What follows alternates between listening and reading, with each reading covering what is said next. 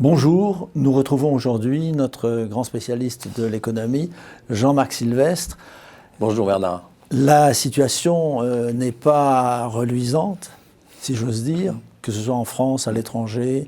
Les conséquences directes et indirectes de la guerre en Ukraine se font sentir, en particulier tout d'abord dans le secteur de l'énergie.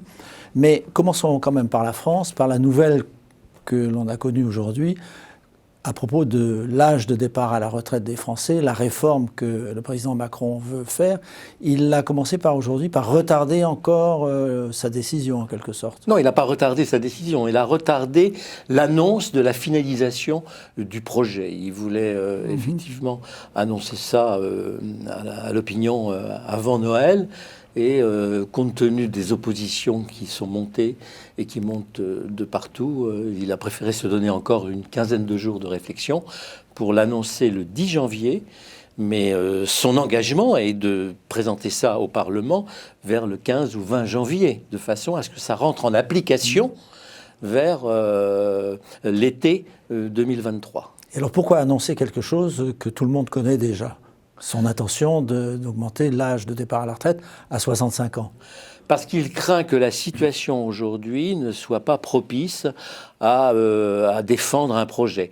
Le calendrier qu'il avait choisi se présentait assez mal, parce qu'il voulait présenter ça jeudi.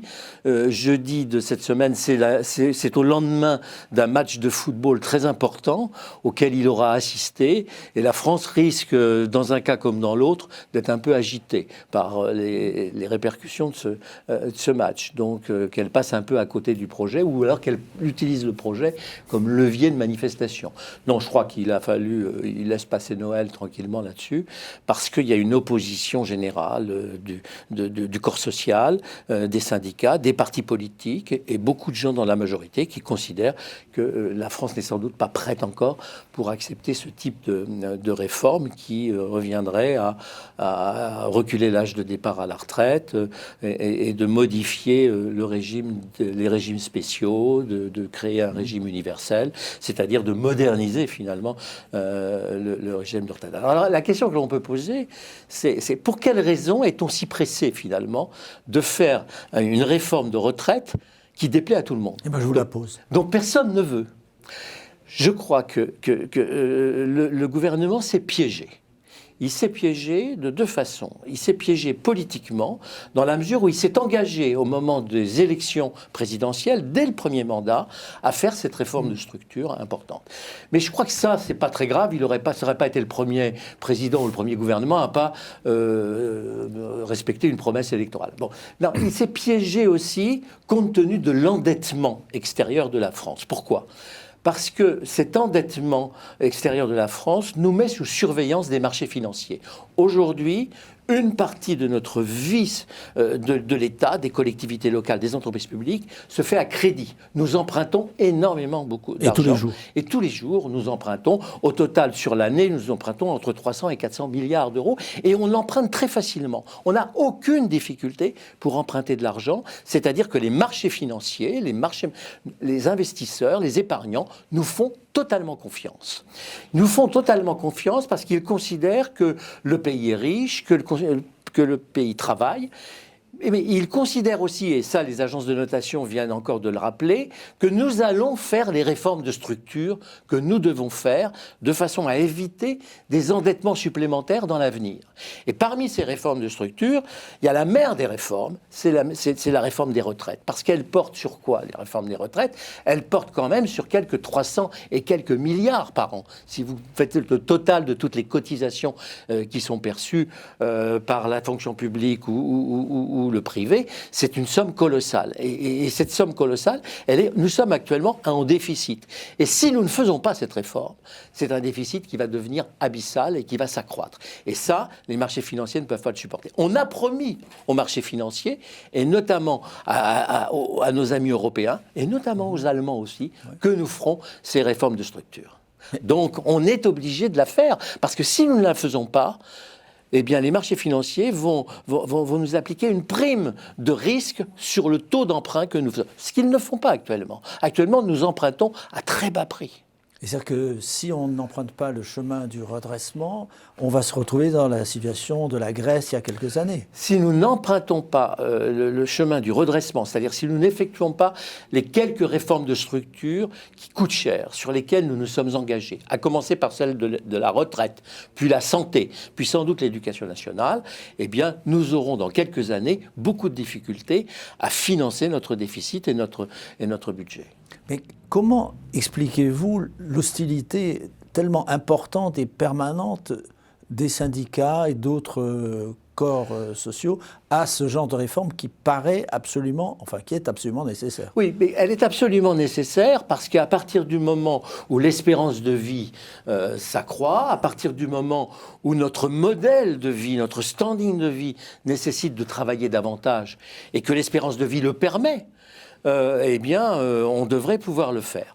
On n'a pas expliqué qu'on était dans l'urgence, c'est-à-dire que notre modèle économique aujourd'hui vit à crédit, et il faut payer ce crédit. Et pour payer ce crédit, il faut rassurer les gens qui nous prêtent de l'argent. Et pour les rassurer, il faut leur prouver que nous sommes des gens sérieux. Mais pourquoi cette opposition alors? Eh bien, cette opposition, il y a une opposition politique. D'abord, ça ne vous a pas échappé qu'Emmanuel Macron n'avait pas le sentiment et n'avait pas ne suscitait pas l'empathie de la majorité de l'opinion. Et puis, d'autre part, vous avez un corporatisme très fort parce qu'on a un système de retraite qui est très sophistiqué. Et quand c'est trop sophistiqué, ça en devient très compliqué. C'est-à-dire que vous avez un corps des fonctionnaires qui a un système de retraite qui lui est particulier, avec un mode de calcul qui lui est plutôt favorable. Vous avez dans les corporations des gens qui ont des régimes également particuliers. Tous ces gens-là défendent leur situation corporatiste. Et que la réforme, elle va aboutir quand même à lisser un peu tout ça. Les différenciations entre catégories, elles se feront plus au niveau du contrat de travail que dans le mécanisme de retraite ultérieur. Et ça, les syndicats, ils sont pas très très enclins à se battre là-dessus. Et à votre avis, quelles sont les chances qu'a le président Macron de faire passer cette réforme? Et à contrario... Écoutez, je pense qu'il va y arriver. Mais on va me dire que je prends mes désirs pour des réalités et je souhaite qu'il y arrive parce que c'est véritablement un facteur de modernisation. Avec une retraite telle qu'elle est aujourd'hui, avec des départs entre 60 et 62 ans en moyenne, parfois avant, on n'encourage pas les entreprises à continuer d'embaucher des seniors. Premier point. Deuxième point, on est parmi le pays où on part en retraite le plus tôt possible, donc on n'encourage pas le travail et on a besoin d'augmenter la quantité de travail. On a parfaitement bien augmenté la productivité du travail par la révolution digitale, par son organisation, mais il faut qu'on augmente la quantité de travail. Et nous sommes en mesure d'augmenter la quantité de travail aujourd'hui parce que les gens, la majorité des gens sont quand même en bonne santé pendant une période relativement longue. Est-ce que ça veut dire que les Français vont devoir s'attendre à une période très longue de grève, d'affrontements, comme d'habitude? Quand on veut réformer en France, il y a toujours... Écoutez, ça n'est pas sûr parce qu'on va tomber là dans une période compliquée au premier trimestre de l'année, pendant laquelle on va continuer d'avoir des difficultés qui seront liées à l'inflation, parce que l'inflation est en train de baisser actuellement dans des proportions importantes, partout en Europe, parce qu'il y a des rééquilibrages qui se font, notamment sur les prix de l'énergie et sur les prix agroalimentaires, mais elle va sans doute se prolonger au premier trimestre. Donc on va... Et puis la France a masqué beaucoup son inflation. Avec des chèques de soutien, des aides multiples. À partir du 1er janvier, il va falloir tomber les masques, si j'ose dire, de l'inflation, même s'il faut ajouter les masques reprendre les masques du Covid. Il va falloir tomber, stopper les aides sur l'essence, sur l'énergie, sur le gaz. Donc on va continuer d'avoir une inflation relativement importante, peut-être plus importante que chez la plupart de nos voisins, parce que nos voisins, eux, n'avaient pas mis un système d'aide, donc ils n'avaient pas masqué leur inflation. Donc ils vont bénéficier de la baisse de l'inflation généralisée généralisé. Mais nous, comme on n'était pas très élevé par rapport aux œufs, on va pas profiter de ça. Donc il va y avoir ce problème. Et puis on risque aussi d'avoir une inquiétude qui est ou entretenue ou pas, je ne sais pas, sur l'approvisionnement en énergie, en électricité et en gaz. Oui, là, on risque des pénuries, on risque des coupures, parce qu'on est dans une situation qui est assez désastreuse au niveau des approvisionnements énergétiques, puisqu'on a raté complètement notre stratégie nucléaire. Oui, on l'a raté dans les grandes largeurs, puisque la France importe maintenant du courant, alors qu'avant elle était exportatrice, et de nombreuses centrales, presque la moitié des centrales est en panne ou en révision. Vous êtes sévère parce que ça s'améliore là. On a commencé à prendre conscience des difficultés, et on a l'EDF et a notamment accéléré la remise en route d'un certain nombre de réacteurs.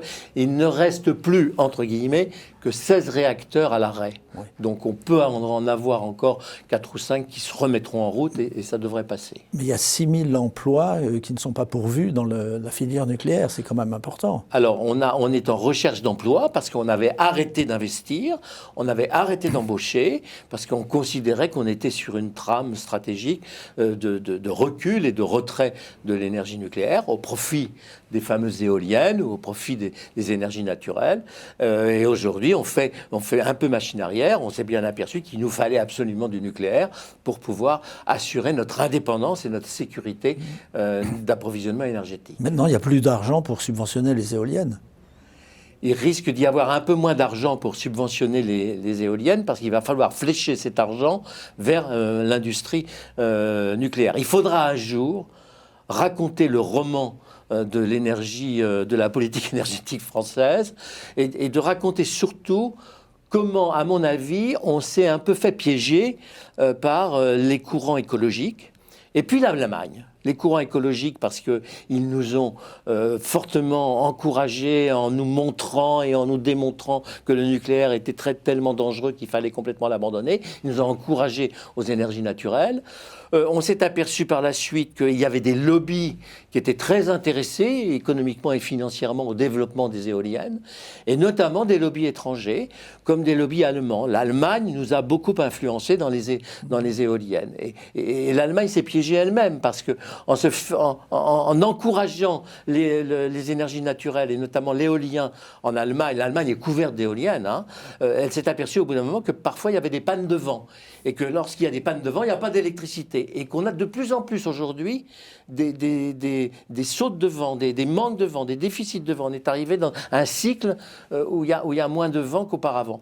Eh bien, pour compenser ce déficit-là, il faut trouver de l'énergie ailleurs. Et eux, ils ont trouvé de l'énergie avec les centrales à gaz, et le charbon. Et le charbon quand le gaz ne marche pas. Mais ils se sont piégés un peu beaucoup d'ailleurs avec les Russes, puisque 60% de leur énergie venait du gaz russe. De là à imaginer que le lobby du gaz, qui est quand même très puissant en Allemagne. On a quand même un ancien Premier ministre qui était devenu l'un des dirigeants de Gazprom, qui est très puissant en Allemagne. Ce lobby-là a peut-être aussi favorisé les éoliennes, parce que plus vous aviez d'éoliennes, plus vous aviez besoin de gaz. Hein, et de fil en aiguille, ils ont contaminé une grande partie de l'Europe avec tout ça. Donc il va quand même falloir remettre l'église au milieu du village, les éoliennes là où elles sont, et la centrale nucléaire en fonctionnement. Il y a aussi un autre piège dans le livre dont vous parlez, c'est celui de la mauvaise gouvernance d'EDF, qui est quand même dans un état catastrophique.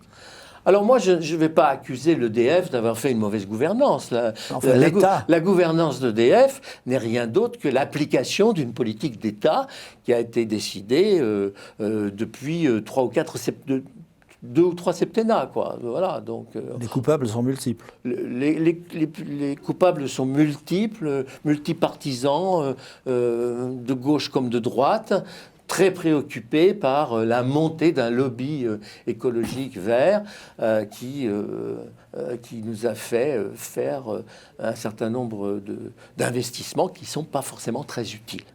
Je suis d'ailleurs très étonné, parce que même une des égéries de ce mouvement qui s'appelle Greta Thunberg a reconnu que le nucléaire allait devenir intéressant. Comme par hasard, elle n'a pas eu beaucoup d'écho dans la presse. Je profite donc de l'antenne pour dire que, pour une fois, elle était intéressante. Une autre question que je voulais vous poser et qui concerne le football.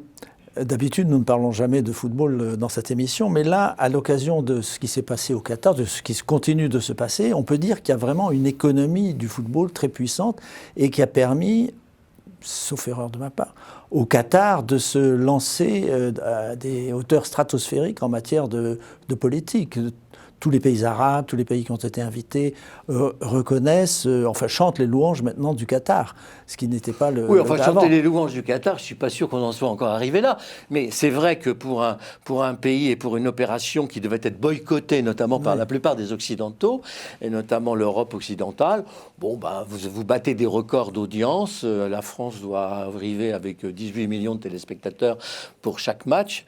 Non, c'est vrai que le football est un des produits de la mondialisation les plus réussis, avec derrière le football, eh bien, son cortège de business, parce qu'il y a beaucoup de business derrière, et puis aussi son cortège d'influence politique. Parce que faut quand même noter que c'est la première fois dans l'histoire qu'un pays arabe organise la Coupe du Monde. C'est donc quelque part toute la communauté arabe qui est associée à cela. Alors, certains viennent nous dire aujourd'hui que peut-être qu'il aurait mieux valu s'installer dans un autre pays que le Qatar.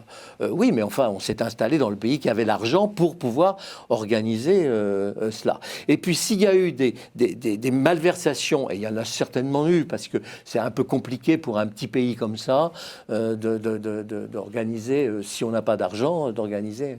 S'il y a eu quelques malversations, c'est pas le Qatar qu'il faut incriminer, c'est la FIFA, la Fédération internationale du football, parce que c'est elle qui est le maître d'œuvre de cette opération et c'est elle qui a traité.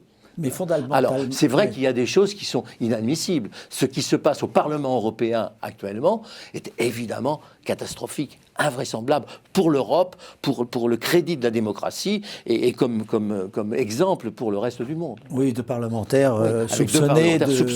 Oui, enfin, ils sont inculpés aujourd'hui de corruption. De corruption. Mais alors, fondamentalement, en dehors du Qatar, en général, le football brasse énormément d'argent. Est-ce que c'est une économie saine et raisonnable? Est-ce que ça marche normalement ou est-ce que finalement tout ça c'est de l'hyperbole et c'est des modèles qui ne sont pas très qui sont naturels. Utilisables, c'est-à-dire qu'il peut y avoir une bulle, c'est-à-dire qu'on peut faire des investissements qui ne sont pas très utiles par la suite. Oui, on a fait les expositions universelles, par exemple, entraînent un certain nombre d'investissements qui ne sont pas forcément très utiles. Comme les Jeux Olympiques. Comme les Jeux Olympiques. Il faudrait faire le bilan de l'exposition universelle qui a eu lieu à Dubaï et qui s'est terminée l'année dernière. Je ne suis pas sûr que les projets d'infrastructure qui avaient été réfléchis à l'époque soient particulièrement utiles au pays, mais enfin, ça a permis quand même d'ouvrir une fenêtre sur des pays qu'on ne connaissait pas beaucoup. Non, il y a une diffusion de l'économie qui est indéniable, et notamment en Afrique. L'Afrique, là, a découvert l'intérêt de la Coupe du Monde, autrement que par l'allocation ou la vente de joueurs qu'il y a dans les pays de l'hémisphère nord, parce qu'il y a quand même beaucoup de joueurs africains qui sont dans les équipes soit dans les équipes françaises, soit l'équipe britannique, et qui montrent que il y a des petits génies du foot là-bas aussi. Donc, si maintenant ils se mettent à organiser des matchs, je pense que la prochaine Coupe du Monde, on verra arriver d'autres équipes africaines autres que le Maroc qui est arrivé en demi-finale. Mais est-ce que, à votre avis, les salaires des joueurs sont corrélés aux recettes? Ou est-ce que... Oui. Les salaires des joueurs sont le pur produit du marché de l'offre entre l'équilibre entre l'offre et la demande. Ces salaires sont des salaires astronomiques, qui paraissent astronomiques, et qui le sont, objectivement, parce que le football a beaucoup d'audience. Donc les droits de diffusion sont importants, donc les sponsors sont importants, donc il y a de l'argent. On paye. Et pour une chaîne, par exemple, comme TF1, ou une autre chaîne française, pour ne citer que celle-là, est-ce que l'audience rapporte autant d'argent que le coût de la publicité. Écoutez, pour connaître TF1, sans doute aussi bien que vous, j'ai pas l'impression que TF1, il y a peut-être eu quelques accidents industriels de temps en temps, comme le disait un ancien président de TF1, Patrick Lelay, mais je crois que sur la Coupe du Monde, non, tout le monde s'est battu pour avoir la Coupe du Monde, parce que c'est un moteur d'audience, et c'est un moteur de... Ça draine énormément une audience générale pour des grands produits de grande consommation. C'est formidablement rentable. Surtout à une époque où les grandes chaînes généralistes cherchent à compenser la perte de publicité qui s'en va sur l'Internet et sur les réseaux sociaux. Et ça, c'est important. Les réseaux sociaux sont importants, l'Internet est important, mais les réseaux sociaux comme Internet sont incapables de créer des événements qui vont rassembler autant de consommateurs au même moment. Terminons par un mot quand même de la guerre en Ukraine qui a déséquilibré le fonctionnement de l'économie de nombreux pays, en particulier en Europe. Pensez-vous que, puisque le président Poutine a fait allusion à une guerre de longue durée, pensez-vous que les pays occidentaux, et en particulier l'Europe, pourront supporter longtemps encore les problèmes d'énergie, ou est-ce que finalement ça va les inciter un jour ou l'autre à faire pression sur l'Ukraine pour que l'on trouve une solution négociée, si c'est possible? J'espère que ce sera possible, j'espère qu'on en arrivera là. On peut difficilement se fier à ce que dit le président Poutine. C'est quand Vladimir Poutine dit que la guerre va durer longuement, il a dit aussi qu'il utiliserait le nucléaire, mais qu'il ne l'utiliserait pas forcément. Et puis il a dit également qu'il était ouvert à des négociations. Donc il dit des choses qui sont parfois, très souvent même contradictoires. Je pense que ça doit répondre à des impératifs de politique intérieure. Pour lui, moi je n'ai pas du tout de connaissances ni de crédibilité pour vous donner un avis là-dessus. Ce que je pense, c'est que l'Europe n'a pas le choix.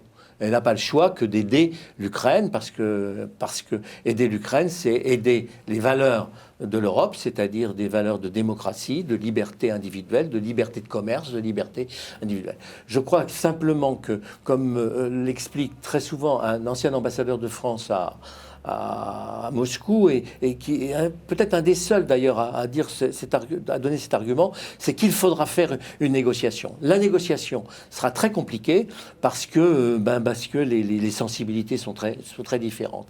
Et que l'idée serait d'engager une négociation sur le thème du respect du droit international.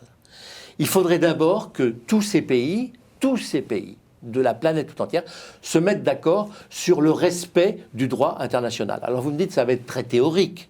Oui, parce qu'après, on verra ce qu'on met dans le droit international. Mais si déjà on se met autour d'une table et qu'on dit, maintenant, si on signe un accord international, on va le respecter, ce sera pas mal, parce que les accords aujourd'hui ne sont plus respectés. Non. C'est bien le problème. Et par les Russes en particulier. Les Russes ne sont plus respectés, mais même les Chinois ne les respectent pas, et parfois les Occidentaux, ils essaient de tourner. Donc respecter, et le premier thème des accords internationaux,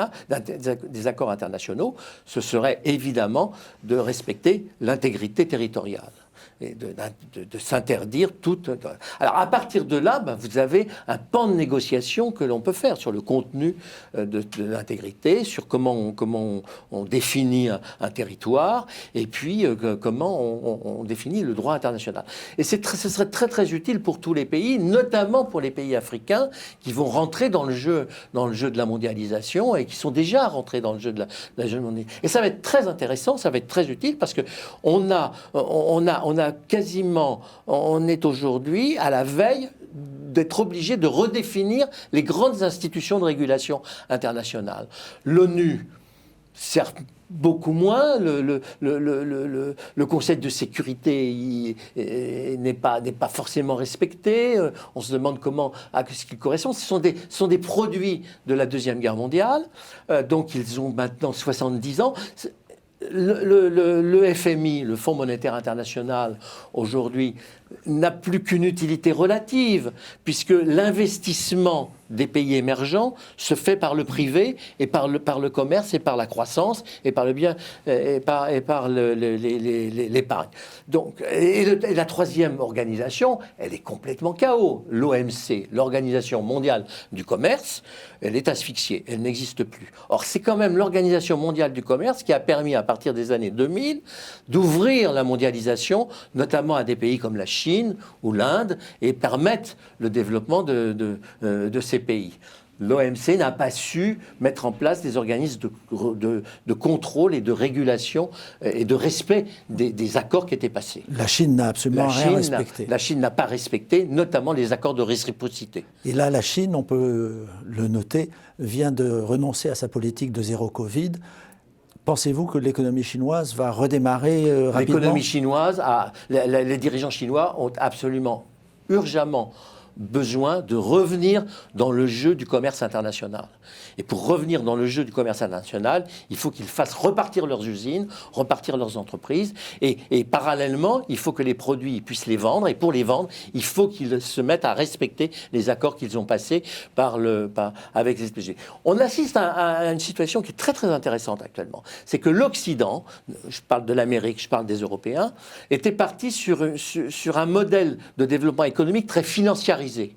Et on revient aujourd'hui à une économie très industrialisée, notamment les Américains, qui ont l'avantage aujourd'hui d'avoir une énergie pas chère et d'être autonomes en énergie, et puis qui ensuite ont un dollar qui leur permet de commercer un peu partout. Donc ils vont se réindustrialiser. Et à ce moment-là, l'intérêt des Européens, l'intérêt de nous, c'est pas de se délocaliser en Asie, ça va être de se délocaliser aux États-Unis. Ça c'est un grand changement. Ça peut être un problème pour nous. Et ça va faire l'objet d'une prochaine discussion avec vous, si vous en êtes d'accord. Quand vous voulez. Merci d'avoir suivi cette émission et à bientôt.